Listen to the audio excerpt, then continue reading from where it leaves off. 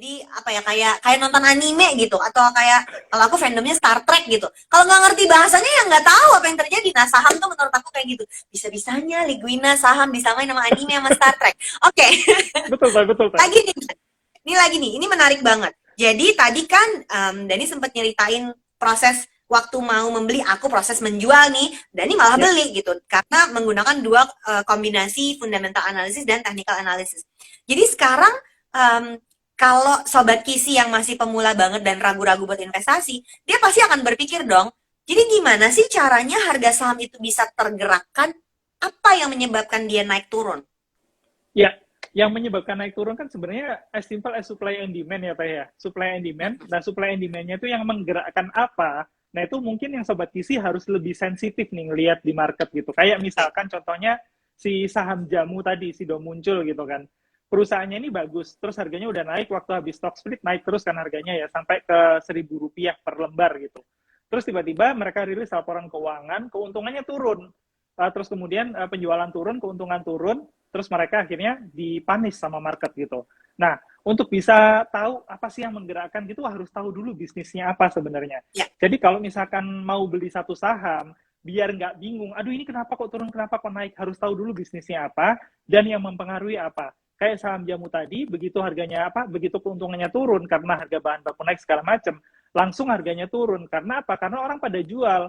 Mereka mereka mungkin yang pegang untuk jangka panjang melihat, wah ini perusahaan ini nggak bagus nih, apa namanya, ada keuntungan yang turun, ada sinyal jelek di situ gitu kan, pada jual karena banyak yang jual, sedikit yang beli, harganya jadi turun gitu.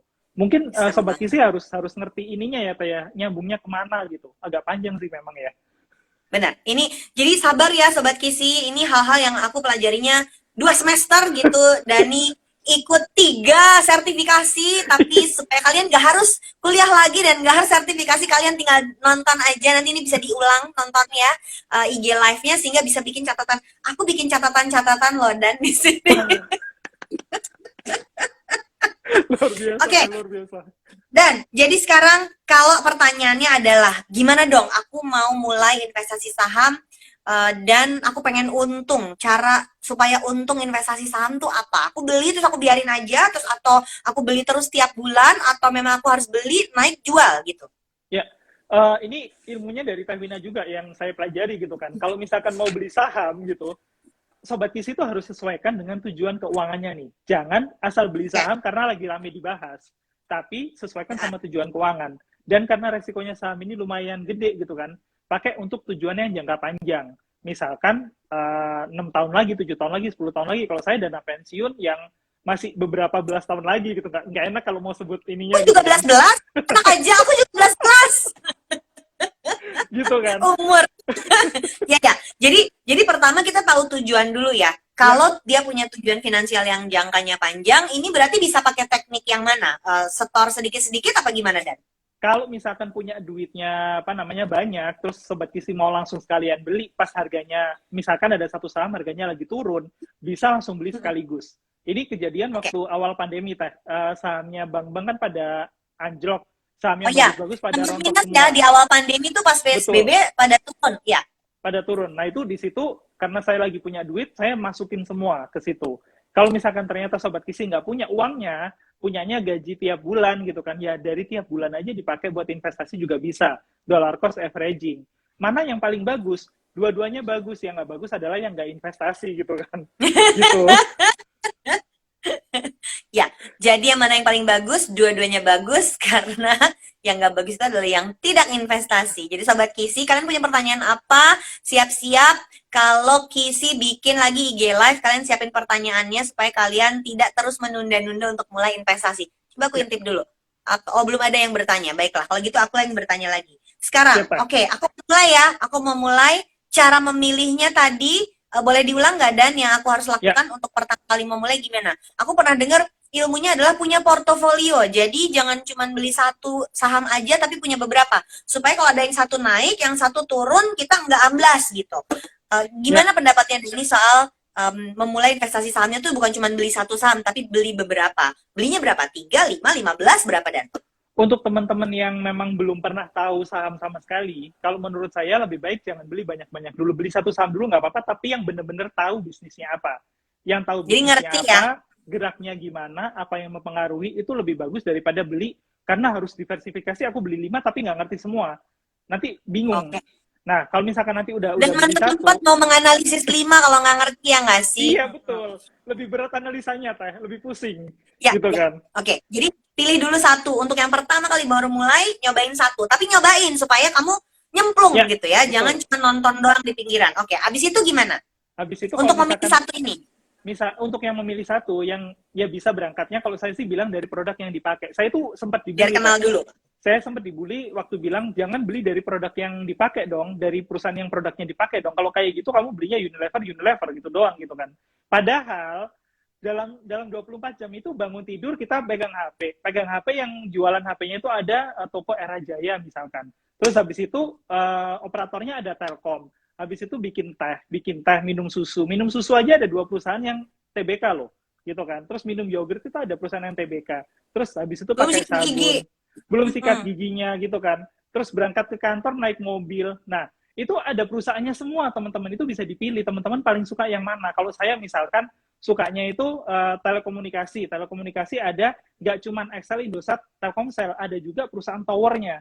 Saya belinya perusahaan Oh towernya iya, iya. gitu. Jadi kita Nah, suka lupa bahwa industri itu cabangnya banyak ya, Dan ya. banyak banget ya, bisa diperkirakan gitu. Listrik, kalau misalkan listrik, oh gue suka banget nih sama listrik PLN belinya dari mana? Oh beli bahan bakarnya itu dari si PTBA misalkan. Bisa beli sahamnya PTBA, nyambung juga sama hidup kita gitu. Jadi Ya, ya. saham itu jangan terlalu jauh mikirnya. Jadi berangkatnya dari situ, teman-teman pilih yang paling suka apa. Kalau saya sukanya telco sama banking gitu kan. Jadi ya udah saya belinya ya sahamnya BCA, Mandiri, terus habis itu tower-tower tadi, terus Telkom, XL, Indosat gitu kan. Contohnya kayak gitu yang bisa teman-teman lakukan. Kalau sukanya gonta-ganti baju, gaya gitu kan, bisa beli sahamnya MAPI, MAPA, suka kopi gitu kan. Itu bisa juga dibeli. Berangkat dari situ, nah baru nanti kemudian teman-teman kembangkan lagi. Kalau misalkan mau beli saham kedua, oke, aku belinya saham bank. Kira-kira yang bertolak belakang sama bank apa ya? Biar geraknya nggak barengan. Sahamnya banknya naik, yang ini misalkan ikut naik juga nggak apa-apa. Tapi kalau saham banknya turun, ini jangan ikut turun juga gitu. Contohnya kayak Kalau apa komoditi misalkan? itu misalnya. Nah, kalau Kalau misalkan kita mau bikin analisisnya waktu komoditi kemarin sempat naik atau farmasi deh, karena selama pandemi selalu dibutuhkan. Misalnya bikin analisis seperti itu. Karena gini ya, yang Ya. udah pada jago akan bilang, oh enggak, analisisnya begini. Kenyataannya kan sebagian besar orang investasi saham tuh enggak jago-jago nggak amat jago-jago amat, analisis, betul. nggak punya sertifikasi analisisnya juga kan gitu. Betul, Sehingga ya betul. analisa yang bisa dilakukan yang kayak gitu kan, Dan Betul, aku betul. menilai bahwa lagi pandemi orang perhatiannya pada kesehatan. Jadi perusahaan pharmaceutical company ini akan punya pamor yang lebih bagus, misalnya kayak gitu. Belum lihat earning per ratio-nya nih. Belum lihat EPS sama sekali, kita sotoy ngomong kayak gitu. Kalau orang punya analisis seperti itu, menurut Dani gimana? Karena kan harus kenal dulu. Jadi dia mesti comfortable sama industri yang dia kenal. Menurut saya itu malah bisa jadi salah satu bentuk yang valid loh, Teh. Saya juga lakukan itu waktu di awal-awal pandemi kayak gitu kan. Ada satu perusahaan, kita nggak pernah nyangka pandemi itu bakal kayak gitu banget kan. Perusahaannya itu dulunya nggak pernah dengar, tiba-tiba waktu pandemi perusahaan ini booming banget. Kayak gimana? Perusahaan apa?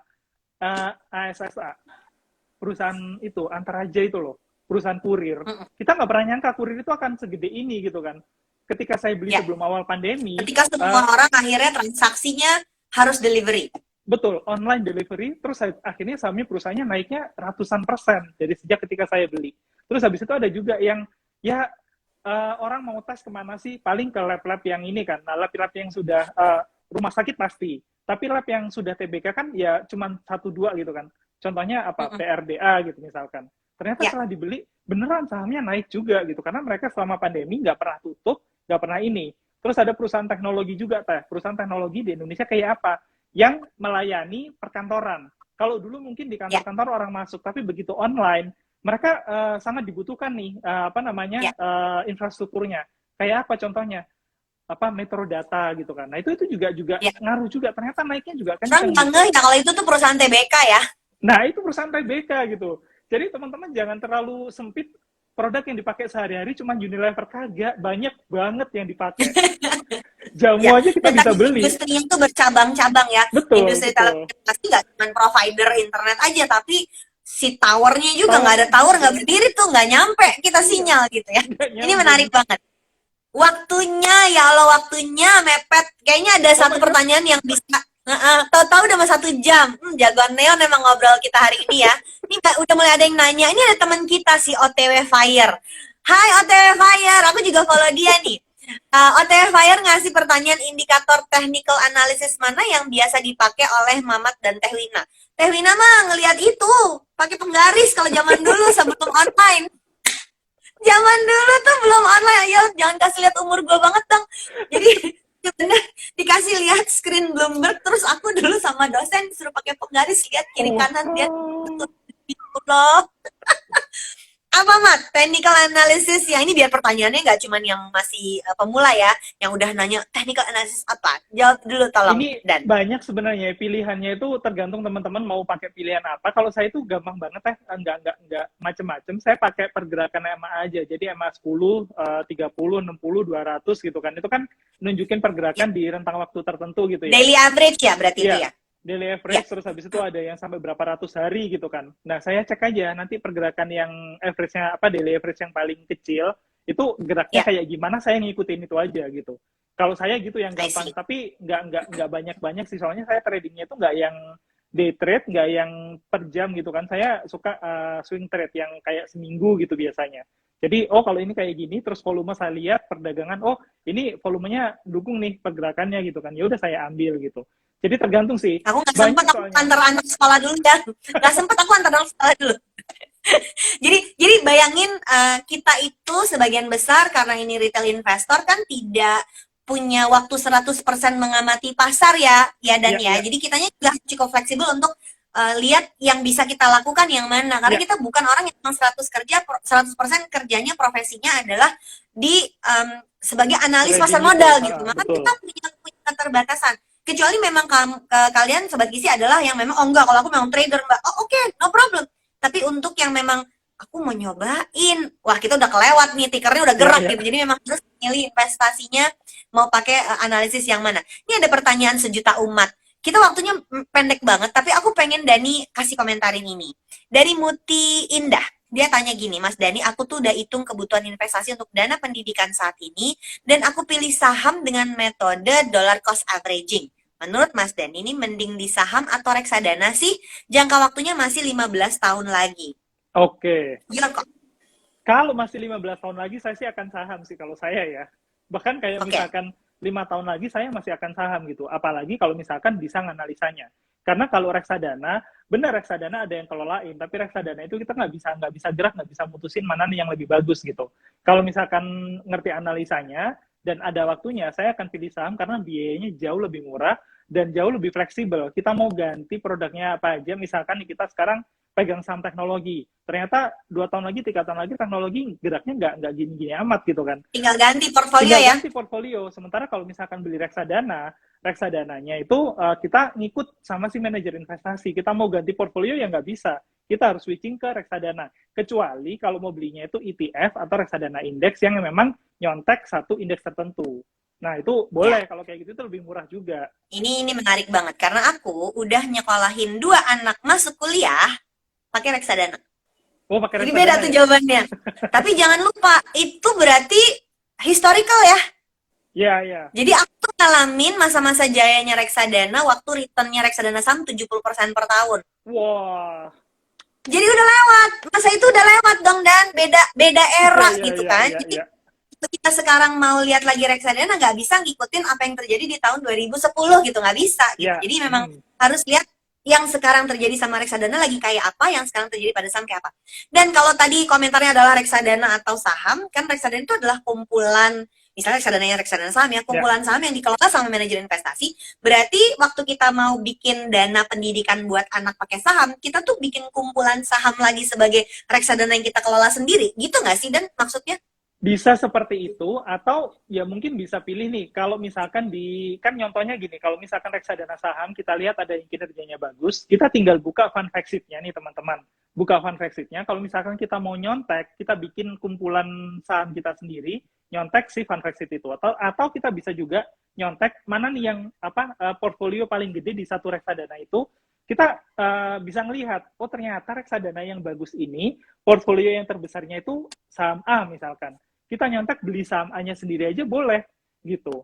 Jadi teman-teman bisa pakai strategi seperti itu. Jadi milih saham kayak yang tadi kan Taya, caranya milih saham kayak gimana? Bisa dengan dari yang kita pakai, atau kalau mau nyontek manajer investasi, ngintip dulu reksadana. Bisa kayak gitu. Suka yang terakhir ini menarik banget. Iya. Jadi kalau aku ngelihatnya reksadana tuh kayak berenang di kolam cetek dulu ya, biar tahu rasanya kayak apa. Tapi kalau kamu mau mulai berenang yang oke, kita ngebut yuk dari kiri ke kanan gitu. Nah, itu mungkin sudah waktunya pindah ke kolam saham gitu. Nah, tapi tergantung sama Sobat Kisi nih, kamu mau mulai naik kelas atau enggak. Sebelum naik kelas, pastikan bisa berenang dulu. Kalau aku ngeliatnya kayak gitu. Betul, betul. Ya kan, ya. Karena tadi kata kuncinya Dani adalah bisa analisisnya atau enggak. Jadi kalau Sobat Kisi kurang yakin mau pakai reksadana silahkan. Tapi kalau Sobat Kisi pengen aku mau naik kelas, berarti aku akan pelajari. Mari kita ngerti juga cara untuk menganalisisnya. Aku suka banget obrolan kita kali ini dengan waktu yang sangat terbatas. Makasih banget ya Dani Rahmat Demak yang udah ngobrol hari ini. Suka banget aku kita hari ini Sobat Kisi, semoga tadi bermanfaat. Sampai juga kita di akhir sesi. Aku mau ingetin Sobat Kisi, tolong jangan lupa ikutin. Ada informasi lebih lanjut mengenai kompetisi Waktumu Ajak Teman dengan hadiah-hadiah menarik. Caranya gimana? Pantengin terus di sini nih di Instagramnya koreainvestment.id. Dani Rahmat, terima kasih. Sangat senang ngobrol. Mari kita cari waktunya untuk ketemu beneran. Mari kita ngopi beneran, gak cuma aja ya. Dan tentu saja, sukses selalu. Salam untuk kalian semua, Sobat Kisi. Sampai jumpa. Sukses selalu.